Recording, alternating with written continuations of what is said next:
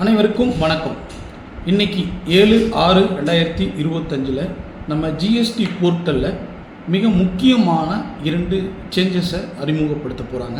அதை பற்றி விளக்கமான வீடியோ தான் இது. முதல் சேஞ்சஸ் என்ன அப்படின்னா, ஜிஎஸ்டியில் இனிமேல் நீங்கள் ஜிஎஸ்டிஆர் 1 ஜூலை மாதத்தில் ஃபைல் பண்ணுறீங்க அப்படின்னா, அந்த ஜூலை மாதத்தில் சேல்ஸை ஃபைல் பண்ண பிறகு அதை ஆகஸ்ட் மாதம் 20ஆம் தேதிக்குள்ளே ஃபைல் பண்ணுவீங்க. அப்படி ஜூலை மாதம் முதல் ஜிஎஸ்டியில் வந்திருக்கிற மிக முக்கியமான மாற்றம் என்னவென்றால், ஜூலை மாதத்தில் நீங்கள் தெரிவித்த சேல்ஸ் ஃபிகர், உங்களுடைய ஜிஎஸ்டிஆர் 1 நீங்கள் தெரிவித்த சேல்ஸ் ஃபிகர் 3Bயில் வந்துவிடும். இப்பொழுது 3Bயில் போர்ட்டலில் சிஸ்டம் ஜென்ரேட்டட் 3B அப்படின்னு ஒரு PDF உங்களுக்கு கொடுக்குறாங்க. அந்த ஃபைலில் உங்களுடைய ஜிஎஸ்டிஆர் 1 என்னெல்லாம் லைபிலிட்டி எடுத்தீங்க, ஐடிசி 2Bலேருந்து வந்த ஐடிசி எவ்வளோங்கிறது அந்த PDF தெரிவிக்கும். அந்த மாதிரி வர சிஸ்டம் ஜென்ரேட்டட் 3Bயில் இருக்கிற ஃபிகர், அதாவது இவ்வளோ டேக்ஸ் நான் கட்ட போகிறேன் அப்படின்னு சொல்லி இவ்வளோ வசூல் பண்ணியிருக்கேன்னு உங்கள் ஜிஎஸ்டிஆர் 1 தெரிவித்த டேக்ஸ் லைபிலிட்டியை இனிமேல் நீங்கள் மாற்றம் செய்ய முடியாது. அது 3Bயில் அது அப்படியே தான் இருக்கும். சரி சார், நான் ஒரு 1 லட்ச ரூபா சேல்ஸ் ஃபைல் பண்ண போகிறேன், ஆனால் தவறுதலாக 10 லட்சம்னு என்னுடைய சேல்ஸ் ஜிஎஸ்டிஆர் 1 பண்ணிக்கிட்டேன். இப்போ நான் என்ன பண்ணுறது அப்படின்னா, இதற்காக புதிதாக ஒரு படிவம் ஆல்ரெடி கொடுத்து அது நடைமுறையில் இருக்கிறது.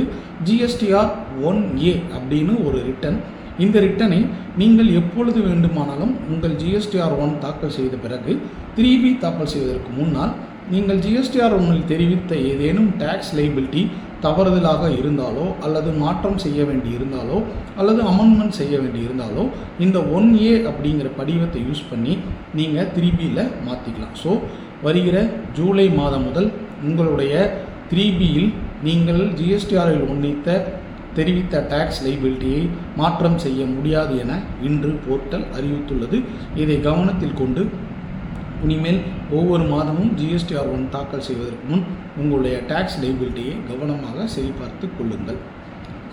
இரண்டாவது அப்டேட் என்ன அப்படின்னா, இதுவும் ரொம்ப முக்கியமான ஒரு அப்டேட். என்ன அப்படின்னா, இனிமேல் நீங்கள் தாமதமாக நிறைய பேர் ரிட்டன் ஃபைல் பண்ணுறவங்களாம் மனசில் வச்சுக்கோங்க.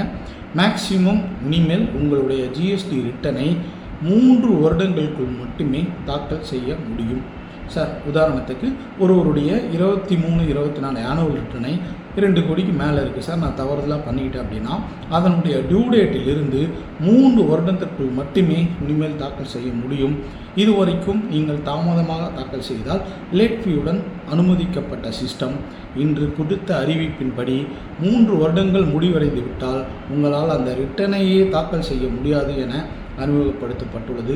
இந்த 2 மிக முக்கிய அப்டேட்டுகளும் இன்று ஜிஎஸ்டியில் போர்ட்டலில் தெரியப்படுத்தப்பட்டுள்ளது. நன்றி, வணக்கம்.